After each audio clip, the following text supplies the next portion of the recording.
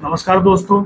तो आज हम लोग जो है यहाँ पे जो लिंकेजेस है डेवलपमेंट और एक्सट्रीमिज्म के बीच में, आज हम उसके विषय में बात करने के लिए यहाँ पे उपस्थित हुए हैं। तो आइए आज हम देखते हैं कि इसमें क्या क्या कैसे है। तो आप यहाँ पे देख सकते हैं, सबसे जो यूएन सेक्रेटरी हैं जनरल कोफी अन्नान, इन्होंने कहा था कि इस वर्ल्ड में, इस संसार में, no one in this world be comfortable और safe when so many people are suffering are deprived. कहने का तात्पर्य है कि यदि आपके आसपास लोग यदि प्रभावित हैं, डिप्राइव हैं, कोई गरीबी का शिकार है, कोई भुखमरी का शिकार है, तो आप वहाँ पे चैन से कंफर्टेबल तरीके से आप नहीं रह सकते हैं, क्योंकि कहीं ना कहीं उनके प्रभावित होने से वो प्रभावित आपके ऊपर भी निगेटिव इम्पैक्ट पड़ेगा। इसीलिए आप देखते हैं कि जब लोगों के पास काम नहीं होता है, हाथों को रोजगार नहीं होता है, अज्ञानता रहती है, तो दुनिया कई प्रकार के जो है क्राइम बढ़ते हैं समाज में। इसमें हम देखेंगे कि suffering and deprivation due to under development are bound to have implication on issues of internal security. Deprivation से यदि कोई सफ़र कर रहा है, अंडर डेवलपमेंट से सफ़र कर रहा है, तो आज के समय में इंटरनल सिक्योरिटी के लिए यह सबसे बड़ा एक बाधा है, एक मतलब सबसे बड़ी समस्या है इंटरनल सिक्योरिटी के लिए। आप यहाँ देखेंगे कि many parts of our country lacking in several basic communities. आप देखेंगे कि मुंबई का स्लम एरिया, धारावी का स्लम एरिया आप ध्यान में लीजिए, या जब भी हम ट्रेन से चलते हैं तो अगल बगल जो भी झुग्गी झोपड़ियों में रहने वाले लोग हैं, या फिर जो ट्राइबल्स हैं, क्या उनके पास जो बेसिक कम्युनिटीज़ हुई होती हैं, जैसे छत, रोटी, कपड़ा, मकान जो बोला जाता है, क्या ये बेसिक कम्युनिटीज़ भी उनके पास होती हैं? जैसे कि आप यहाँ देखेंगे फूड, शेल्टर एंड क्लॉथिंग, ये सारी चीज़ें, lack of basic infra like road, drinking water and electricity. यहाँ तक कि आज के आज़ादी के 75 साल बाद भी यदि हमको ये बेसिक सुविधाएं भी ना मिलें, तो मतलब यह एक बहुत बड़ी समस्या की बात है। आप यहाँ पे हम देखेंगे economic security leading to crime and other anti social activities.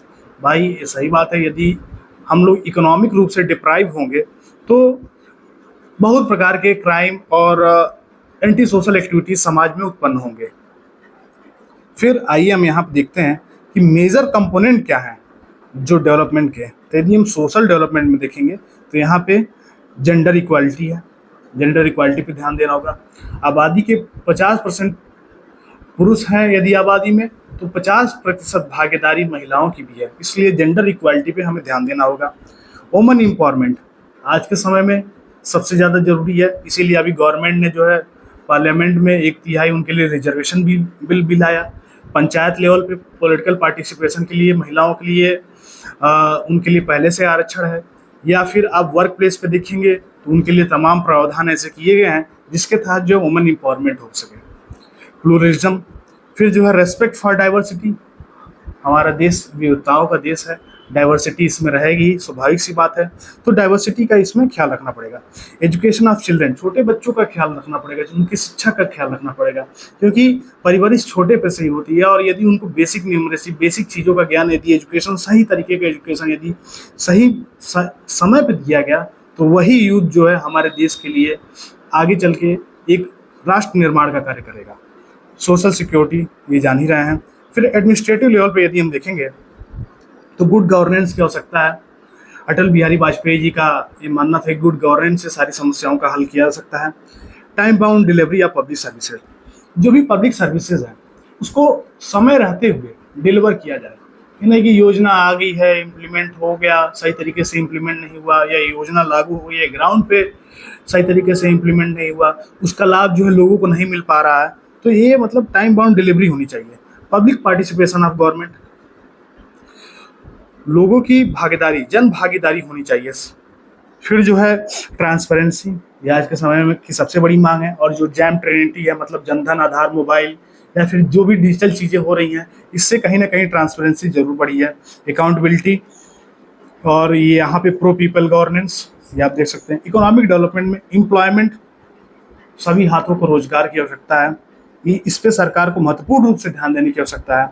Per capita income, हमारे देश में ओवरऑल आप जीडीपी के टर्म में देखेंगे तो आज हम जो है चौथे नंबर पे आ चुके हैं, लेकिन पर कैपिटा इनकम क्या सबके पास उस हिसाब से है? यदि हम इस चीज़ को देखेंगे तो हम कहीं ना कहीं लैग करते हैं और एक बड़े अंतर से लैग करते हैं हम। इंडस्ट्रियल डेवलपमेंट जरूरी है। इंडस्ट्रियल डेवलपमेंट में आप देखेंगे कि कहीं कुछ एक जगह जो है ज़्यादातर इंडस्ट्री कंसंट्रेट हो जाती है और कहीं कहीं जो है इंडस्ट्री कम कंसंट्रेट होती है।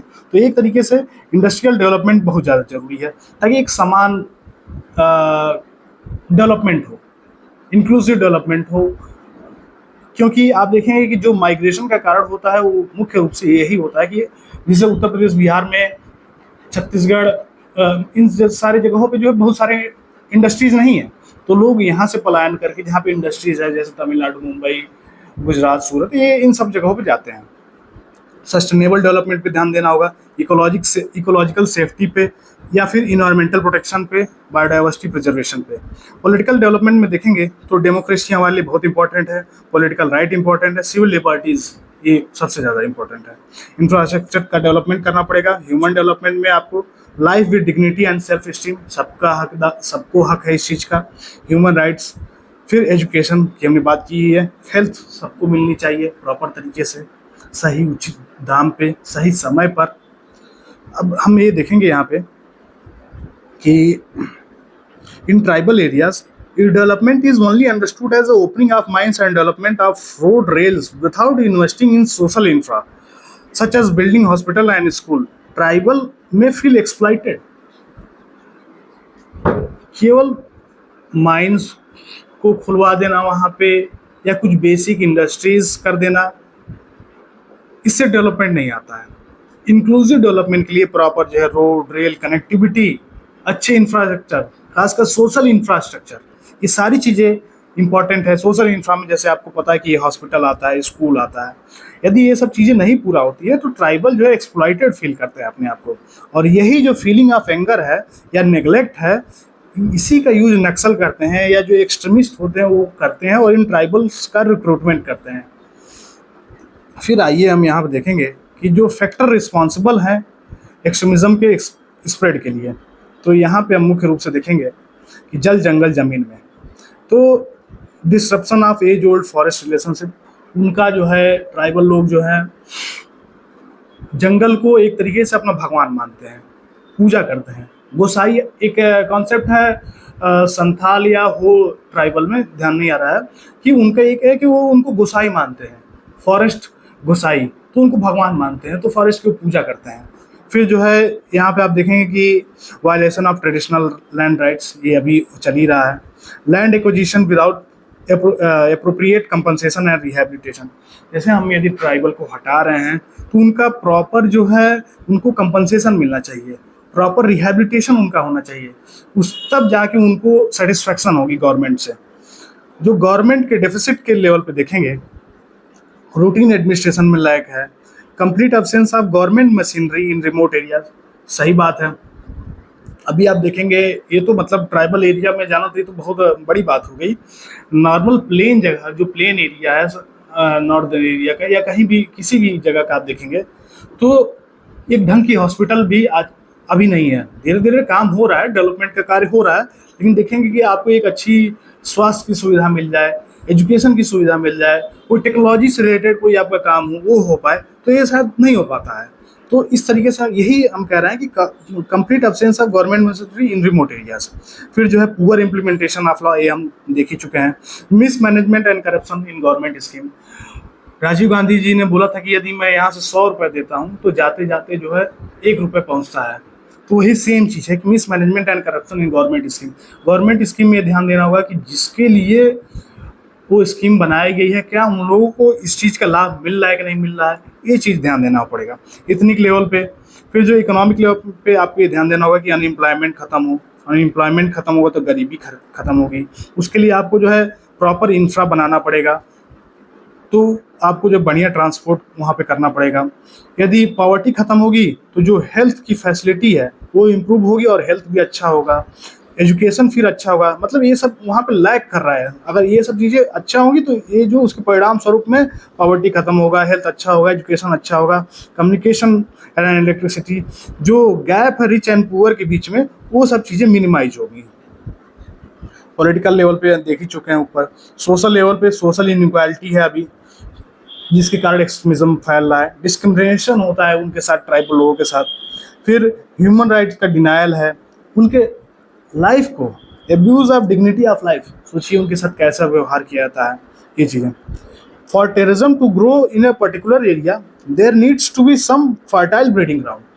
टेररिज्म को ग्रो करने के लिए, कोई भी एक्सट्रीमिस्ट एक्टिविटी होने के लिए एक फर्टाइल ग्राउंड होना चाहिए। फर्टाइल ग्राउंड मतलब कि कुछ जिससे जनता जिस इशू से या कुछ भी ऐसा चीज़ है जिससे जनता असंतुष्ट है, तो उसके लिए ये टेररिज्म या कोई भी ऐसी जो सामाजिक गतिविधि होती है उसके लिए फर्टाइल ग्राउंड होता है। Terrorism needs an ideology which could be in the name of religion, race, religion और the Marxist ideology of egalitarian society. वही सेम बात है, इनको कुछ ऐसा चाहिए। अब देखिए कि यदि फर्टाइल ग्राउंड और आइडियोलॉजी है प्लस उसमें लैक ऑफ एडमिनिस्ट्रेशन का चार चांद अगर लग जाता है, मतलब प्रॉपर तरीके से एडमिनिस्ट्रेशन यदि नहीं हो रहा है, तब तो समझ लीजिए कि ये उनके लिए एकदम ब्रेन वॉश करते हैं वहाँ पे सीधे। हर चीज़ को गिनाएंगे कि देखिए आपके यहाँ प्रॉपर बेसिक फैसिलिटी नहीं है, आपको एजुकेशन नहीं है, हेल्थ नहीं है, ये सब चीज़ें नहीं है, तो आप क्यों गवर्नमेंट का साथ दे रहे हैं, आप आइए हमारे साथ, हम रिवोल्ट करते हैं, या इस तरीके से ये लोग काम करते हैं। तो वही चीज़ है कि ब्रेन वॉश करते हैं, रेडिकलाइज करते हैं यूथ को, और इन्हीं सब चीज़ का फ़ायदा उठा के धर्मांतरण भी होता है। जो आज के समय में कन्वर्जन बहुत तेजी से चल रहा है, वो इसी कारण होता है कि वो भी होता है। लाइक आप डेवलपमेंट में आप देखेंगे कि डायरेक्ट लिंकेज है, डायरेक्ट और इनडायरेक्ट लिंकेज है एक्सट्रीमिज्म से आप यहाँ पे।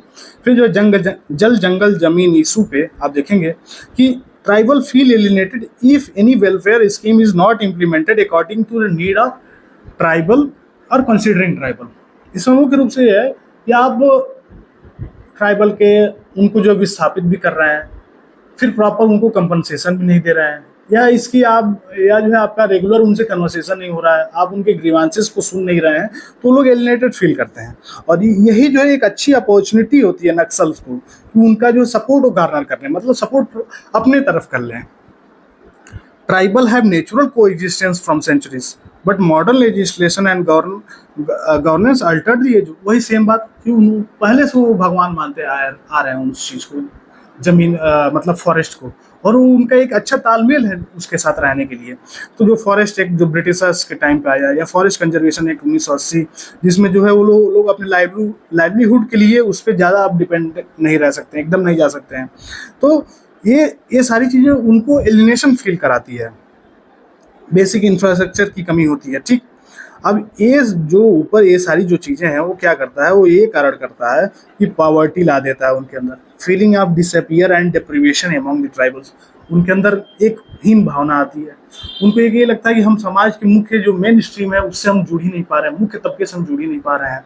फिर जो है they are vulnerable to recruit any extremist side, और इसके कारण जो है वो मतलब कोई भी उनको रिक्रूट कर सकता है।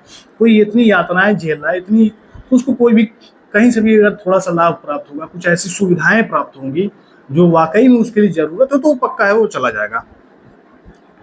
तो अब हम यहाँ देखेंगे कि जो इकोनॉमिक इश्यूज है, इकोनॉमिक इश्यूज में poverty, unemployment, lack of education, ये सब चीज़ें जो है फंडामेंटल है एक्सट्रीमिज्म की तरफ बढ़ाने के लिए। पॉवर्टी और अनएम्प्लॉयमेंट जो है creating feeling of hopelessness and desperation. भाई उनके पास कुछ अपॉर्चुनिटी ही नहीं है, ना एम्प्लॉयमेंट है, गरीबी ऊपर से बढ़ चढ़ के बोल रही है, तो भैया वो लोग जो है अपने आप को बहुत असहाय महसूस करते हैं।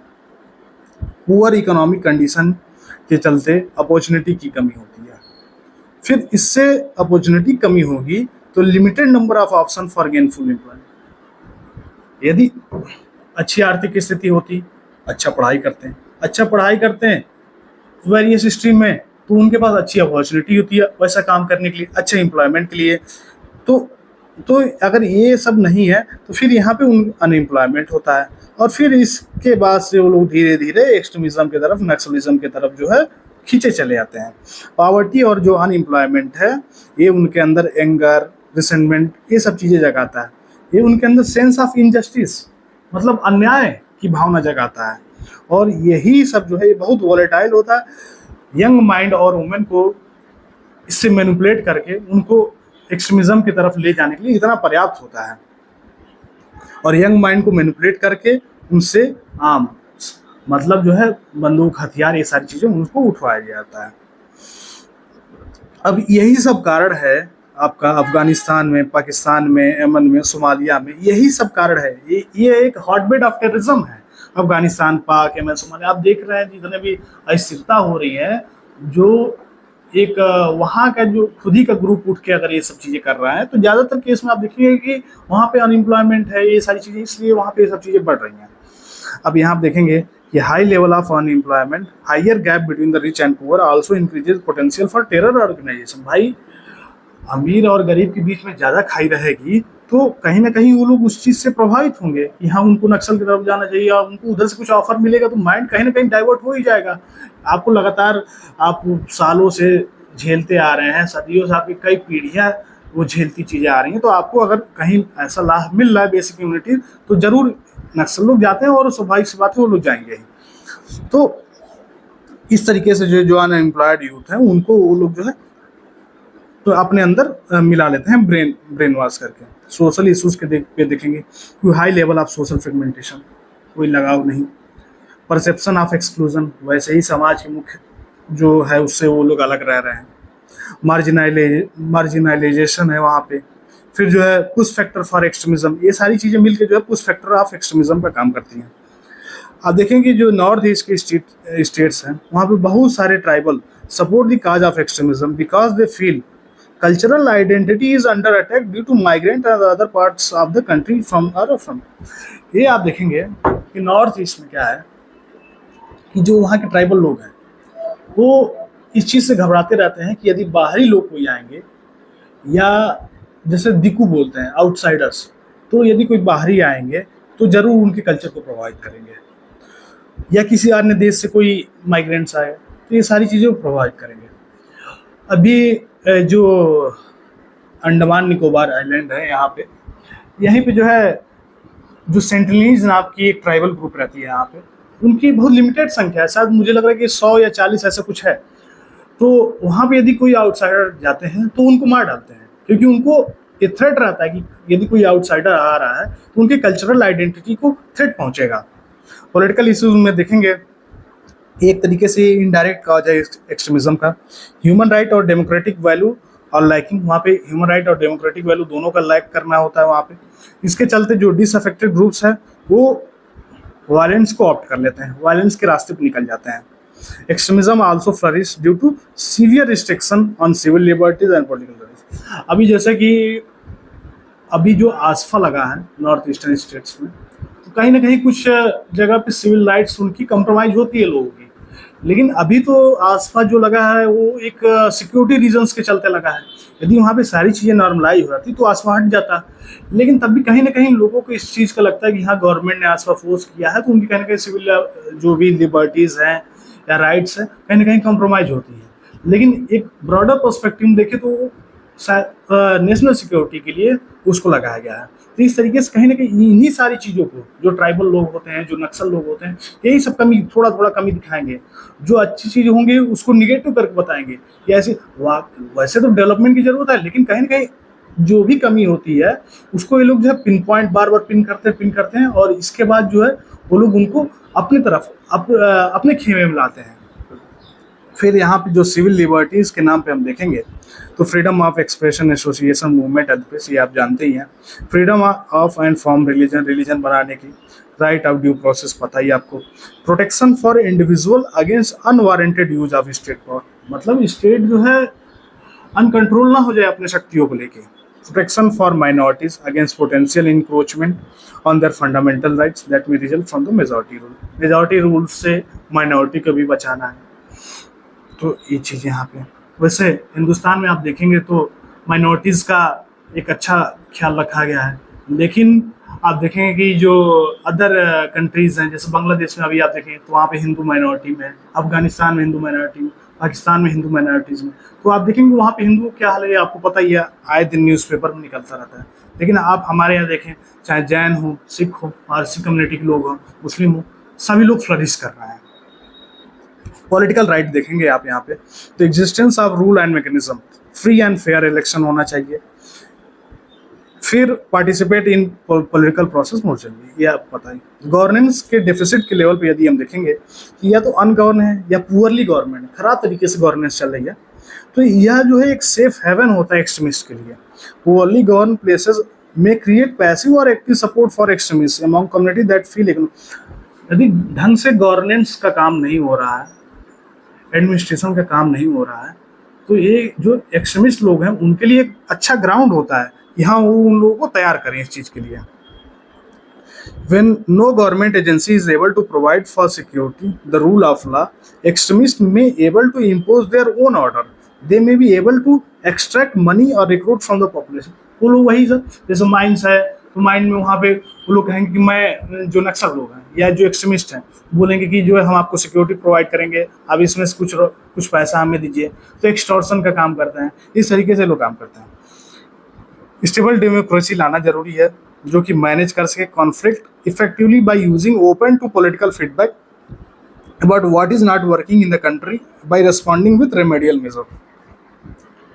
गवर्नमेंट को क्या है, या जो भी एडमिनिस्ट्रेशन के लेवल पे लोग हैं, उनको इस चीज़ के लिए तैयार रहना चाहिए कि जो भी वहाँ से फीडबैक आए, ट्राइबल लोगों की तरफ से फीडबैक आए, फीडबैक लें और उस पर काम करें, और जो भी आवश्यक कार्रवाई है उस पर उनको कार्य करना चाहिए। गुड गवर्नेंस से सस्टेनेबल डेवलपमेंट होगा, और इससे जो है अवॉइड और at least manage the conflict including terrorism, इससे ये सारी चीज़ें मैनेज की जा सकती हैं। ट्राई जंक्शन थ्योरी में मुख्य रूप से वो एरिया होता है जो कि बॉर्डर पे, 3 स्टेट के बॉर्डर पे जो एरिया होता है, वहाँ पे एक गवर्नेंस की डेफिसिट हो जाती है। अक्सर तीनों राज्य को ये लगता है कि वहाँ पे वो देख लेंगे, वो देख लेंगे, वो देख लेंगे, और इस तरीके से ढंग से प्रॉपर कोई राज्य नहीं देख पाता है, और वह एक जो है फर्टाइल ग्राउंड बन जाता है धीरे धीरे। वहाँ पे अक्सर ये जो ट्राई जंक्शन वाली एरिया है, लैक ट्रांसपोर्ट में लैक करते हैं, कम्युनिकेशन में लैक करते हैं, इंफ्रा में भी लैक करते हैं। जैसे कि आप दंडकारण्य रीजन, आपको ये पीछे जो है मैप में दिख रहा होगा, ये सारा जो है दंडकारण्य रीजन में आता है, ये यहाँ पे आप देख पा रहे होंगे। तो ये चीज़ है यहाँ पे। तो फिर हम कंक्लूजन में देखेंगे कि terrorism has to some basics of some ideology, some utopian goal, और शायद दैट रोमांटिक इल्यूजन। वो एक ऐसा हाइप क्रिएट करता है, ऐसा एक रोमांटिक दुनिया में ले जाता है, यूटोपियन, जो कि यूटोपियन मतलब जो एग्जिस्ट करता ही नहीं हो, उनको एक वैसे आइडियम लेके जाते हैं लोगों को, खासकर जो यंगर जनरेशन के लोग हैं उनको लेके जाते हैं, और एक फॉल्स नैरेटिव क्रिएट करते हैं। और समटाइम्स वाकई में, अभी जैसे मैंने पहले बताया कि कुछ जेन्युइन इश्यूज को, जैसे कि पॉवर्टी, अनएम्प्लॉयमेंट, इसको जो एक टूल की तरह उपयोग करते हैं ताकि वो मासेस को अट्रैक्ट कर पाए। Many well meaning liberal intellectual fall prey to their propaganda without understanding their true nature of the doctrine which glorify violence and believes annihilation of all the people। कभी कभी क्या होता है कि वो इस प्रकार से अपना नैरेटिव क्रिएट करते हैं इन सब चीज़ों को यूज करके, जो इंटेलेक्चुअल लोग भी होते हैं उनको भी लगता है कि हाँ वाकई में इनकी बातें सही हैं, और वो उनके जो है ट्रैप में फंस जाते हैं, और फिर उन्हीं के हिसाब से वो सारा काम करते हैं। अक्सर जो ट्राइबल लोग होते हैं या जो पीड़ित लोग होते हैं उनको लगता है कि ये लोग जो है उनके मसीहा हैं, लेकिन वाकई में वो लोग अपना नैरेटिव सेट करने के लिए, अपनी चीज़ों को प्राप्त करने के लिए वो लोग जो उनका एक्सप्लॉयटेशन करते हैं या उनको उस चीज़ में गर्त में ढकेल देते हैं। Positive impact of socio economic development और रिड्यूसिंग एक्सट्रीमिज्म। अब हम यहाँ पे ये देखेंगे कि हमें क्या क्या करने सकता है। तो यहाँ पे पीस और स्टेबिलिटी में आप कंट्रीब्यूट कीजिए। फिर जो है section of society which get benefited with development method working inhabit local support. यदि जो है वहाँ पे जो भी लोग रहते हैं ट्राइबल एरिया में या जहाँ बेसिक कम्युनिटीज़ कम है, यदि उन सब चीज़ों को प्रोवाइड किया जाए उनको सही समय पे सही तरीके से, तो ये उनको, जो कभी कभी क्या होता है कि इनको यदि बेसिक कम्युनिटीज नहीं प्राप्त होती हैं, तो यही लोग जो है लोकल सपोर्ट उनको प्रोवाइड करते हैं। लोकल सपोर्ट प्रोवाइड करते हैं तो उससे जो है उनका नक्सल लोगों का काम और आसान हो जाता है। लेकिन यदि जो प्रभावित लोग हैं उनको हम सुविधाएं प्राप्त कराएं, प्रॉपर गवर्नेंस प्राप्त, एडमिनिस्ट्रेशन हो, सब चीज़ों की फैसिलिटी उनको उपलब्ध कराया जाए, तो लोकल सपोर्ट जो नक्सल को जाता है वो बंद हो जाएगा धीरे धीरे। It can discourage terrorist recruits, providing employment, providing viable alternative to terrorism. Employment देना पड़ेगा। अब आप यहाँ पे हम देखेंगे the most successful social and economic development policies are those that are developed consultation with community. क्या है कि जैसे गवर्नमेंट ने जो भी प्लान बनाया, अब वो प्लान जो है गवर्नमेंट अपने हिसाब से इम्प्लीमेंट करना चाहती है। आप यदि अपनी गवर्नमेंट अपना प्लान जो है यदि ट्राइबल लोगों पे इम्प्लीमेंट करना चाहती है, तो शायद ज़्यादातर चांस है कि वो प्लान फेल हो जाए। लेकिन यदि आप जो है उनको कॉन्फिडेंस में लेके ट्राइबल लोगों को, या जहाँ भी आपको प्रोग्राम इम्प्लीमेंट करना है, उनके नेताओं को लेके कॉन्फिडेंस में लेके एक कंसेंसन, आपसी सहमति बना के, कंसेंसस बना के, यदि हम उस हिसाब से टेलर मेड अप्रोच के हिसाब से यदि हम पॉलिसी को या जो भी स्कीम में उसको इम्प्लीमेंट करेंगे, तो उसके सक्सेस होने के ज़्यादा चांस है। तो यही बात यहाँ पे ये बोली गई है। Are based on needs and appeasement that address the specific recruitments of targeted communities. एक चीज यहाँ पे हो गया। Are accompanied by disbursement mechanism that ensure proper fiscal management and not। वही सब बातें जो ऊपर हमने की है कि प्रॉपर मैनेजमेंट हो, प्रॉपर फिजिकल, उनको आर्थिक सहायता मिले, वित्तीय सहायता मिले, constitutional and legal safeguards for tribal population. 9th schedule में आपको पता ही है, 5th शेड्यूल में ट्राइबल एरिया के लिए है, पैसा एक जो है ट्राइबल्स के लिए, ताकि उनका जो भी फॉरेस्ट प्रोड्यूस हो, माइनर फॉरेस्ट प्रोड्यूस हो, और उनकी खुद की ग्राम सभा या ये सब चीज़ें। नॉर्थ ईस्टर्न स्टेट्स में गवर्नर खुद देखते हैं, प्रेसिडेंट देखते हैं, ये आपको चीज़ पता ही। न्यू लैंड एक्विजिशन एक्ट उनके हिसाब से, प्रिवेंशन ऑफ एट्रोसिटीज एक्ट यानी SC/ST, ये आपको पता ही है ढंग से। फॉरेस्ट राइट एक्ट 2006 तो है ही। अभी क्या है कि क्या इसमें हमको किया जाना चाहिए, तो हमको जो है जो लोकल चीज़ है, लोकल कस्टम है, उसको एड्रेस करके नीड के हिसाब से कॉन्फ्लिक्ट रेजोल्यूशन का काम करना है। फिर giving more emphasis to topics like community development, जन भागीदारी आप लाइए, कम्युनिटी लेवल पे काम कीजिए, कम्युनिटी लेवल पे चीज़ों को इम्प्लीमेंट कीजिए, गवर्नेंस बढ़ाइए, सर्विस डिलीवरी लाइए, ह्यूमन राइट्स उनको प्रोवाइड कीजिए, पॉलिटिकल ग्रीवांसेस जो भी हैं उनके उसको आप एड्रेस कीजिए, सुनिए। Effective implementation of protective legislation, आप इसको देख सकते हैं। Intense dialogue so as to arrive at conclusion, समस्याएं हैं यदि उत्पन्न हो रही हैं तो आप हर लेवल से, हर एक एस्पेक्ट को कंसिडर करते हुए उनसे आप बातें बढ़ाइए। समय हर एक महीने में या सप्ताह में या 6 महीने पे आप एक ऐसा मैकेनिज्म सेट कीजिए कि आप उनसे जो है आपका एक संवाद स्थापित रहे, समय समय बातचीत होती रहे, जो भी ग्रीवांस है उसको आप एड्रेस कीजिए। इंफ्रास्ट्रक्चर इंप्रूव कीजिए, बड़े अमाउंट में जो है इन्वेस्टमेंट वहाँ पर लाइए, ट्राइबल राइट को प्रोटेक्ट कीजिए। एम्प्लॉयमेंट अपॉर्चुनिटीज़ है उनको भी अच्छा कीजिए, वहाँ पे इन्वेस्टमेंट लाइए, इंफ्रा पे कुछ टैक्स इंसेंटिव दीजिए। यहाँ पे इंश्योरिंग सोशल सिक्योरिटी इंश्योर कीजिए, लाइवलीहुड सिक्योरिटी ये सब इंश्योर कीजिए। Food security and education important है।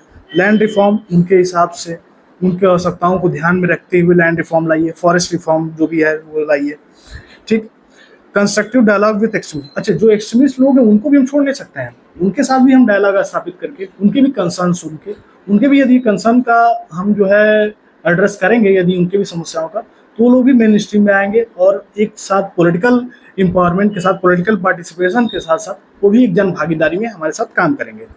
प्रॉस्पेरिटी लाइए, अच्छा एंटी करप्शन एफर्ट्स लाइए, और जो भी पॉलिटिकल मार्जिनाइजेशन है, सोशल डिस्क्रिमिनेशन है, कल्चरल ह्यूमिलिएशन है, या violence by state functionaries, human right abuses है, या सोशल ऑपरेशन है, इस चीज़ को ख़त्म कीजिए।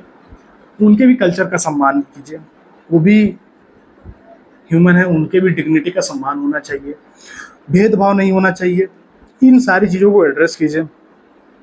मिनिमम वेजेस और proper implementation of labour laws, ये उनके लिए भी सही तरीके से हो, तब जाके ये सब चीज़ें वहाँ पे ढंग से हो पाएंगी। और यदि इन सारी चीज़ों को, इन सारे फैक्टर को यदि हम कंसिडर करते हुए सही तरीके से यदि हम इम्प्लीमेंट करते हैं, तो सारी चीज़ें जो ये लोग ट्राइबल लोग हैं, जो भी सताए हुए लोग हैं, जो एक्सट्रीमिज्म की तरफ भागते हैं, नक्सल की तरफ भागते हैं, तो इन सारी चीज़ों को टैकल किया जा सकता है और रोका जा सकता है। इसके लिए प्रॉपर गवर्नमेंट को ध्यान देना पड़ेगा, कम्युनिटी लेवल पर पार्टिसिपेशन करना पड़ेगा, जो भी इंटेलेक्चुअल लोग हैं, एकेडमिया है या सिविल लोग हैं, इन सारे लोगों को जो है स्टूडेंट के लेवल पे, NGO के लेवल पे, इन सारे लोगों को मिल के काम करना पड़ेगा, तब इस सारे समस्या को टैकल किया जा सकता है। इसी के साथ बहुत बहुत धन्यवाद आप लोगों का। वीडियो आप बताइए कैसा लगा, लाइक और सब्सक्राइब कर दीजिएगा, और आपकी जो भी चीज़ें हैं इसमें बताइएगा, और भी क्या क्या फीडबैक जो है, फीडबैक इंपॉर्टेंट है, आप बताइएगा, उस पर हम इम्प्रूव करने का कार्य करेंगे। Thank you so much.